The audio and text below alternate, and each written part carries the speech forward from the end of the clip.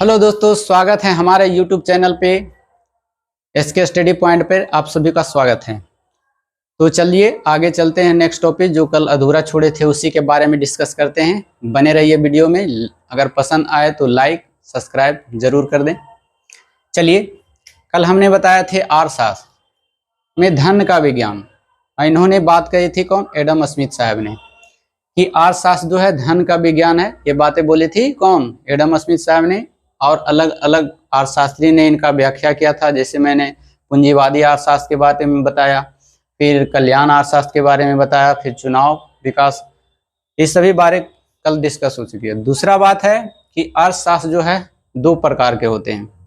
पहला है micro economics और दूसरा है मैक्रो इकोनॉमिक्स। ध्यान से सुनिएगा, स्पेलिंग मिस्टेक मत कीजिएगा। माइक्रो दोनों दिखाई देता है, देख लीजिए, MICRO micro, MACRO macro economics. लेकिन होता है व्यष्टि अर्थशास्त्र और होता है समष्टि अर्थशास्त्र। दोनों में अंतर क्या है? इसका अध्ययन छोटे से क्षेत्र में होता है। कितने क्षेत्र में? जैसे घर का मुखिया है, घर का कोई मालिक है, वो अपना घर का किस तरह से मेंटेनेंस करता है, वह उसमें आता है माइक्रो में। ऐसो भी होता है माइक्रो में। क्या होता है? छोटा। तो छोटे एरिया में जिसका अध्ययन किया जाता है वो होता है व्यष्टि अर्थशास्त्र। और बड़े एरिया, जैसे भारत एक बड़ा देश है, भारत क्या है? एक बड़ा देश है, तो ये सभी में उसके GDP, सकल घरेलू उत्पाद, ये सभी वगैरह का जो अध्ययन करते हैं, राष्ट्रीय आय वगैरह का, वो सभी है मैक्रो। मोटा मोटी इतना समझा जाए कि माइक्रो छोटे से एरिया के लिए इसमें अध्ययन किया जाता है, छोटे से इकाई में, और इसमें बड़े से इकाई में अध्ययन किया जाता है। अब सवाल उठता है कि बताइए कि मैक्रो, MICRO माइक्रो इकोनॉमिक्स का जनक किसे कहा जाता है? तो कल हमने बताया था कि अर्थशास्त्र का जो जनक थे वही है माइक्रो इकोनॉमिक्स का जनक कहा जाता है। कौन? एडम स्मिथ साहब ने। दूसरा है कौन? मैक्रो, मैक्रो समष्टि अर्थशास्त्र। इनका जो है जनक कहा जाता है किसको? जॉन मिनार्ड किन्स को कहा जाता है। उसके बारे में आता है आर्थिक क्रिया। अब ये आर्थिक क्रिया क्या है? आर्थिक क्रिया वैसी क्रिया जिससे धन की प्राप्ति होती है, उस क्रिया को आर्थिक क्रिया कहा जाता है। और आर्थिक क्रिया जो होती है निम्नलिखित प्रकार के होते हैं, जैसे प्राथमिक क्षेत्रक, द्वितीय क्षेत्रक, तृतीय क्षेत्रक और चतुर्थ क्षेत्रक।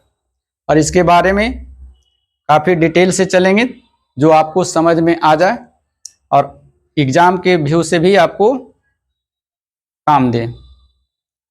पहला है प्राथमिक क्षेत्र। प्राथमिक क्षेत्र कहते हैं किसको?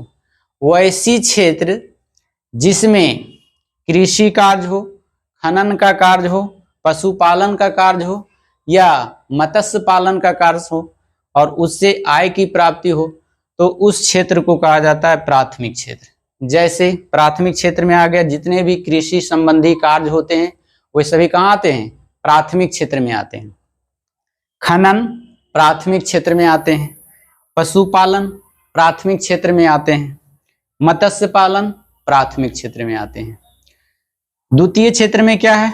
द्वितीय क्षेत्र में आते हैं उद्योग, बड़े बड़े कंपनी वगैरह आते हैं, बिजली उत्पादन कंपनी, गैस उत्पादन कंपनी, पेट्रोल उत्पादन कंपनी, ये सभी कंपनियां जितने भी आते हैं वे सभी द्वितीय क्षेत्र के अंदर आते हैं। इंग्लिश में इसे सेकेंडरी, इसे primary sector, secondary sector, tertiary sector और फोर्थ सेक्टर। यहां तक हो गया आपका प्राथमिक क्षेत्र में आपको पूछा जाता है, द्वितीय क्षेत्रक में पूछा जाता है, तृतीय क्षेत्रक में पूछा जाता है। अब तृतीय क्षेत्रक क्या है? तृतीय क्षेत्रक का दूसरा नाम है सेवा क्षेत्र। इसमें जो होता है डॉक्टर, इंजीनियर, ड्राइवर, दुकानदार, रिक्शा चालक, एक तरह से कहा जाए जो सेवा देते हैं। जैसे डॉक्टर पैसा लेते हैं हमसे, लेकिन वो बदले में क्या देते हैं? सेवा देते हैं। तो ये सभी जितने भी आए हुए हैं, डॉक्टर, इंजीनियर, ड्राइवर, दुकानदार, रिक्शा चालक, ये सभी किस में आते हैं? ये तृतीय क्षेत्रक में आते हैं। चतुर्थ क्षेत्रक में देखिए, चतुर्थ क्षेत्रक का मतलब होता है जो स्वयं निर्णय ले।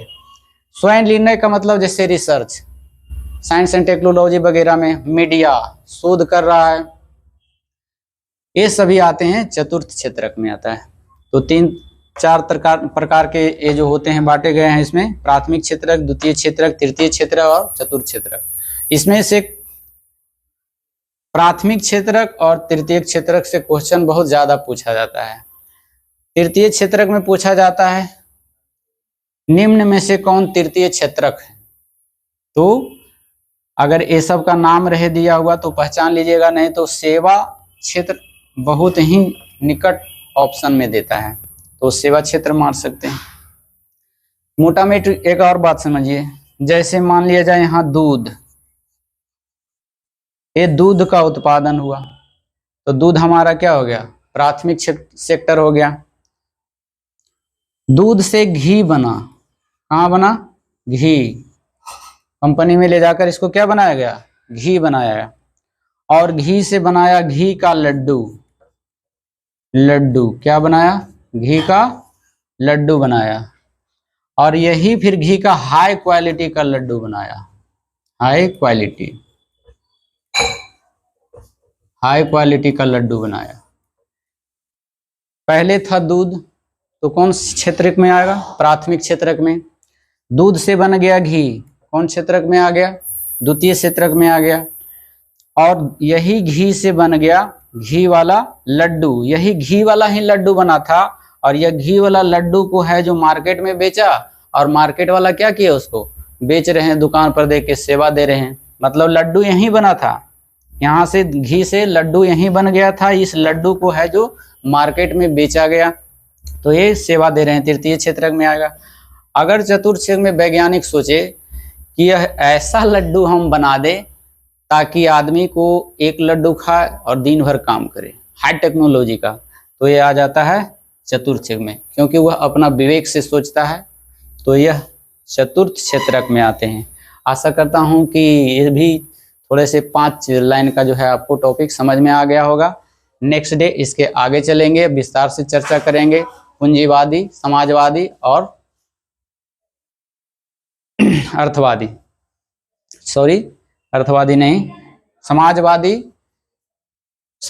अर्थशास्त्र, पूंजीवादी अर्थशास्त्र और मिश्रित अर्थशास्त्र, ये 3 प्रकार के होते हैं। उसको अगले क्लास में चर्चा करेंगे, तो बने रहिएगा। अगर अच्छे लगे वीडियो तो लाइक सब्सक्राइब कीजिएगा। ठीक, मिलते हैं, धन्यवाद।